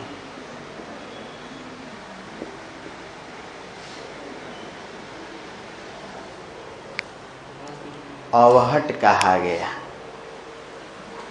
अपभ्रंश के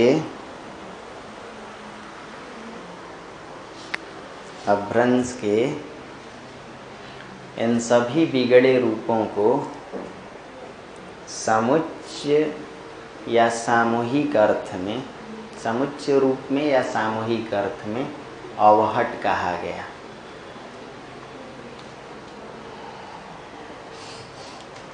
अर्थात अवहट कोई एक भाषा नहीं,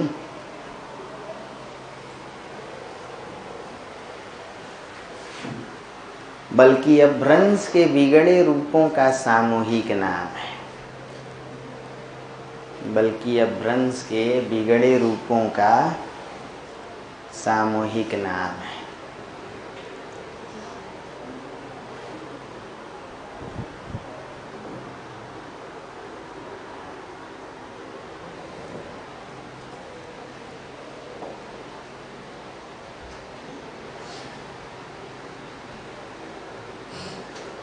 अच्छा, एक बात पे ध्यान दीजिए। एक अंग्रेजी भाषा तो एक ही है, लेकिन बिहार में क्या वैसे ही बोली जाती है जैसे राजस्थान में? बिहार वाले कहते हैं भल्चर को वोल्केनो से मिला दो, और भेपर निकल रहा है। ज़्यादा खुश होने की ज़रूरत नहीं है, हम सब में कहीं ना कहीं कुछ गड़बड़ी है।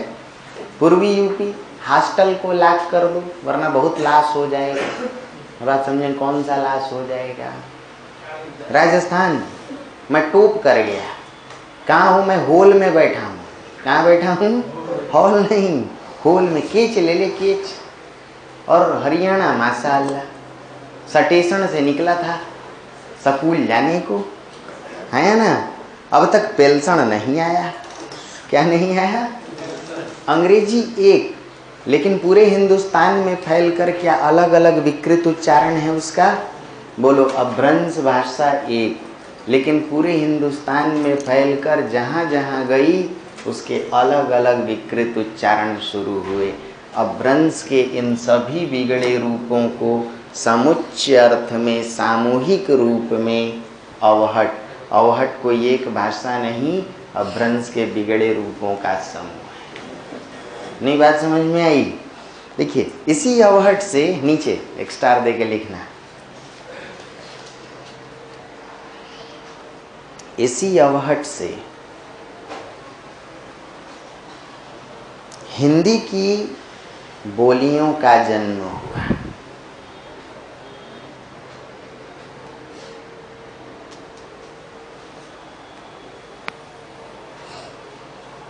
अर्थात अवहट कुछ और नहीं,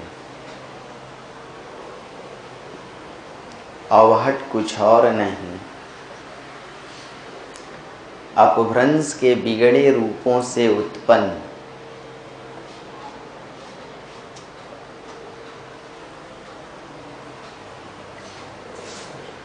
देसी भाषाओं या लोक बोलियों का नाम है।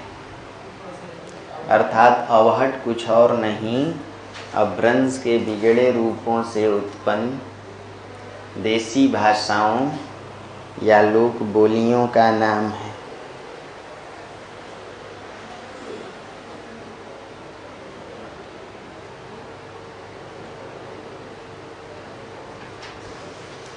यही देसी भाषाएं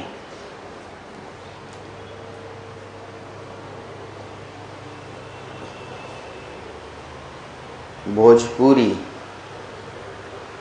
अवधी, मगही, ब्रज, बुंदेली, खड़ी बोली,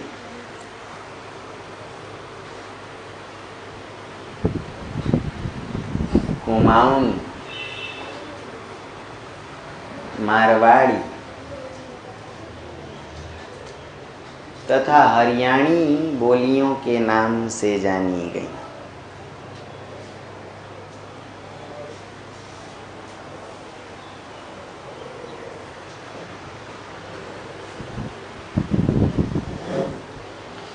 इन्हें ही आधुनिक आर्य भाषा के रूप में जाना गया।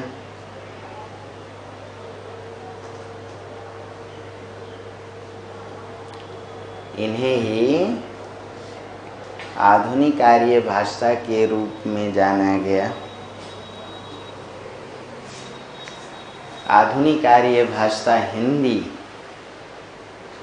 इन्हीं बोलियों का समुदाय है।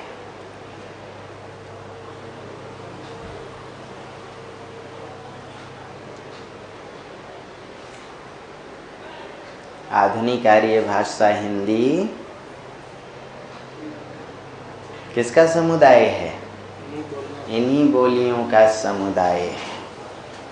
नीचे आखिरी बात, जिस प्रकार अवहट अपभ्रंश के बिगड़े रूपों का समूह है, जिस प्रकार अवहट अपभ्रंश के बिगड़े रूपों का समूह है,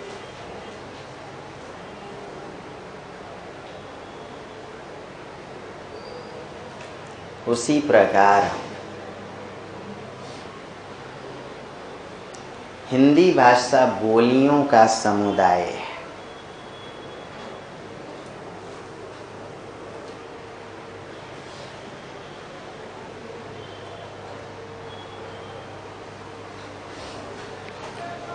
हिंदी की इन बोलियों को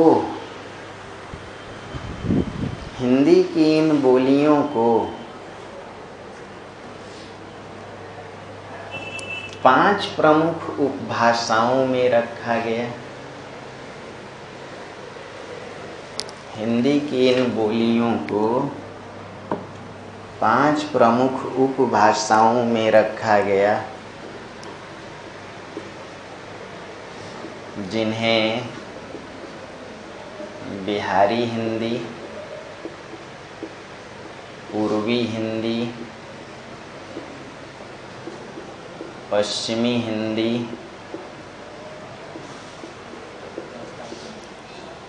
राजस्थानी हिंदी तथा पहाड़ी हिंदी नाम दिया गया।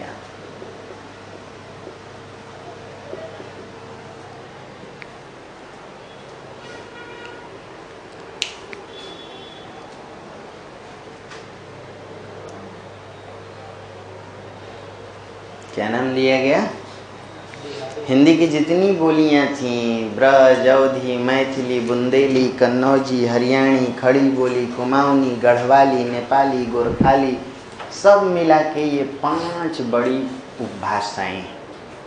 बिहारी हिंदी में देखेंगे, कल ये सब फोटो से समझेंगे। कल दूसरा टॉपिक इसका पढ़ेंगे हम लोग कि बिहारी हिंदी में भोजपुरी, मैथिली, मगही, पूर्वी में अवधी, बघेली, छत्तीसगढ़ी, पश्चिमी में ब्रज, बुंदेली, कन्नौजी, हरियाणी, खड़ी बोली, राजस्थानी में मारवाड़ी, मेवाती, मालवी, पहाड़ी में कुमाऊनी, गढ़वाली, है ना। अब एक निष्कर्ष नीचे, हिंदी भाषा भी 3 चरणों में विकसित हुई। आदिकालीन हिंदी,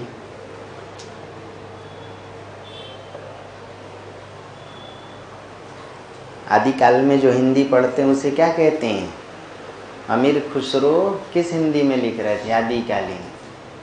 आदिकालीन हिंदी, मध्यकालीन हिंदी, ब्रैकेट में लिखिएगा भक्ति काल और रीति काल में,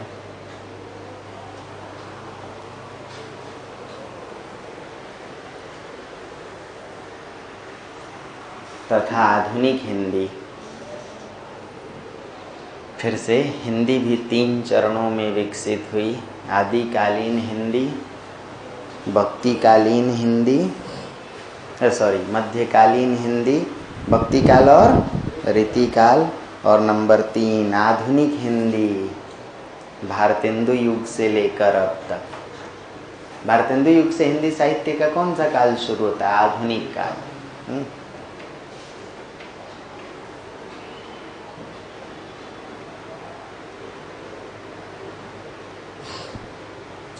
बोलो मेरे साथ, अवहट कोई एक भाषा नहीं, अपभ्रंश के अलग अलग बिगड़े रूपों का सामूहिक नाम है। बोलो, अपभ्रंश के बिगड़ने से ही जो लोक बोलियां जन्मी उन्हें अवहट कहा गया। अर्थात अवहट अपभ्रंश से बिगड़ी बोलियों का नाम है। इन्हीं बिगड़ी बोलियों को हिंदी की बोलियों का नाम दिया गया। इन्हीं से आधुनिक हिंदी का जन्म हुआ। किसका जन्म हुआ? और यह हिंदी भी, यानी आधुनिक आर्य भाषा, यह हिंदी भी कितने चरणों में विकसित हुई? आदिकालीन हिंदी, मध्यकालीन और आधुनिक हिंदी। अब जो क्वेश्चन लिखे थे आप लोग शुरुआत में, क्या क्या लिखे थे? पढ़ के सुना जल्दी।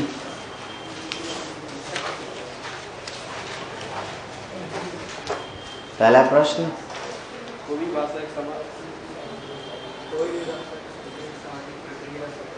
अभी लिख देंगे। कोई भी भाषा एक सुदीर्घ सामाजिक प्रक्रिया से विकसित होती है। दूसरा, भाषा बोलियों का क्या है?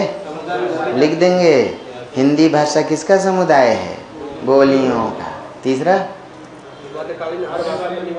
मध्यकालीन आर्य भाषा यानी पाली, प्राकृत, अपभ्रंश और अवहट, है ना। आगे,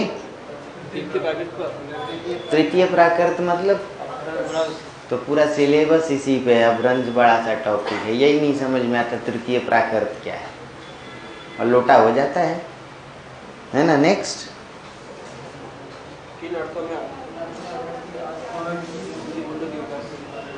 जोर से पढ़ो ना। किन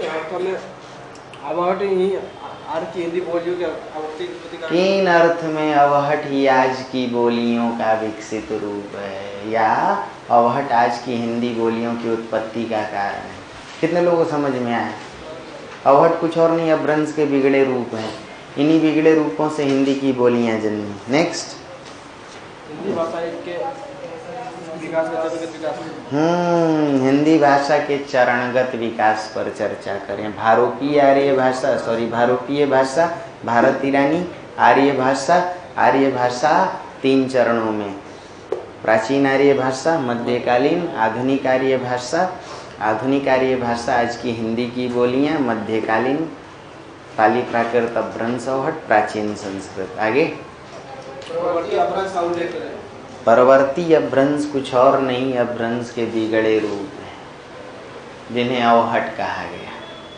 नहीं बात समझ में आई? आगे हिंदी की उपभाषा हिंदी की उपभाषा बनाता है। हिंदी की उपभाषाएं कुछ और नहीं, हिंदी की बोलियों के समूह को दर्शाती। इन्हीं उपभाषाओं से हिंदी की बोलियां जुड़ी। ये सब आएगा कल, अभी पूरा डिटेल में चलने जा रहा है। आगे भाषा और बोली, बात समझ में आई? बोलो, भाषा बिगड़ के भाषा बिगड़ के बोली और बोली विकसित होकर आगे